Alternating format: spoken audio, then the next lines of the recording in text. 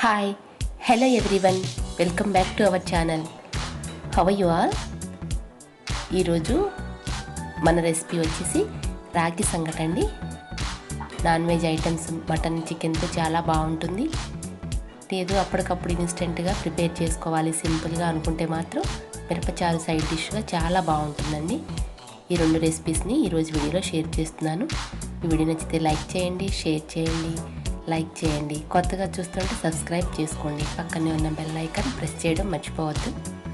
దీనికోసం ముందుగా ఒక గ్లాస్ బియ్యం తీసుకొని 2 సార్లు శుభ్రంగా కడిగి అరగంట సేపు నానబెట్టుకోవాలి. ఈ రాగి సంగటి వేడివేడిగా తింటే బాగుంటుంది కనుక ఇవి నానేలోపు మనం మిరపచారు ప్రిపేర్ చేసుకుందాం. దీనికోసం 5-6 ఎండుమిర్చి, 1 స్పూన్ జీలకర్ర, 1/2 టేబుల్ స్పూన్ మెంతులు, 1 స్పూన్ పచ్చిశనగపప్పు, 1 స్పూన్ పొట్టు లేని మినపప్పు దోరగా ఇలా వేయించుకుంటున్నాను. అరోమాటిక్గా వచ్చే వరకు చక్కగా దోరగా వేయించుకోండి. ఎటువంటి ఆయిల్ యాడ్ చేయ అవసరం లేదు. ఇక్కడ వీటన్నిటిని ఇలా కోర్సుగా గ్రైండ్ చేసుకొని ఒక నిమ్మకాయ సైజ్ అంతా నానబెట్టిన చింతపండు యాడ్ చేశాను. ఉల్లిపాయలు ఇలా పెద్దగా కట్ చేసుకొని వేసుకుంటే బాగుంటుంది. మరీ మెత్తగా గ్రైండ్ చేయ అవసరం లేదండి. కచ్చాపచ్చాగా రోట్లో దంచుకున్నట్టు కనుక తిప్పుకుంటే టేస్టీగా బాగుంటుంది. 1 స్పూను సాల్ట్ యాడ్ చేశాను. దీనిలో చిక్కటి మజ్జిగ కానీ పాలు కానీ కలుపుకోవచ్చు. ఇక్కడ నేను 1 గ్లాస్ చిక్కటి మజ్జిగ కలుపుతున్నానండి. ఇది చాలా టేస్టీగా ఉంటుంది.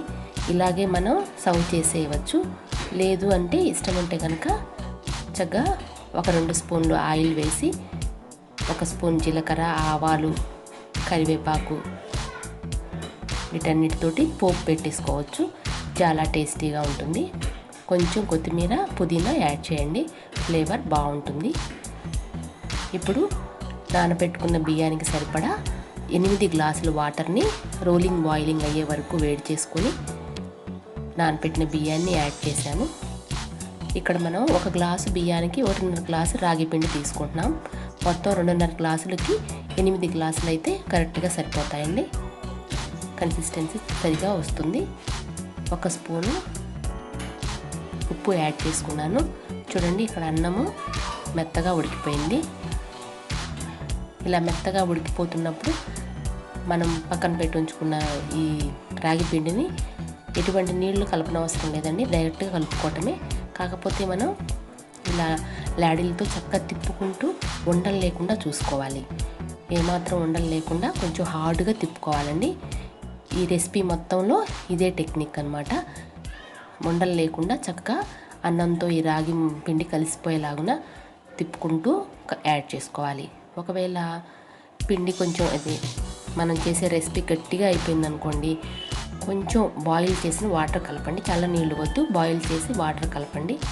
లేదు రెసిపీ కొంచెం పలచగా ఉంది అనిపిస్తే కనుక కొంచెం పిండి యాడ్ చేసుకోండి. ఇలా ఒక గిన్నెకి నేతి రాసి గిన్నెలోకి తీసుకొని ఇలా తడి చేత్తో ఇలా పైన ప్రెస్ చేసి ఇలా బోర్లిస్తే చక్కగా ముద్దలా వస్తుందండి. ఇలా ముద్దలా పెట్టుకోవడం వల్ల త్వరగా వేడి ఆరిపోతుంది అన్నమాట. రాగి సంగటి తినడానికి టేస్టీగా ఉంటుంది. చక్కగా మన మిరపచారు, రాగి సంగటి 2 రెడీ అయిపోయాయి కదా, వెంటనే సర్వ్ చేసేయడమే. ఈ రాగి సంగటి ఈ వేసవి కాలంలో చాలా సేద తీరుస్తుందండి, దప్పిక తీరుస్తుంది. Full of minerals and vitamins కాబట్టి ఎదిగే పిల్లలకి మంచి బలవర్ధకమైన ఆహారం. కాల్షియం ఎన్రిచ్ అండి, ఐరన్ కూడా ఫుల్గా ఉంటుంది రాగుల్లో.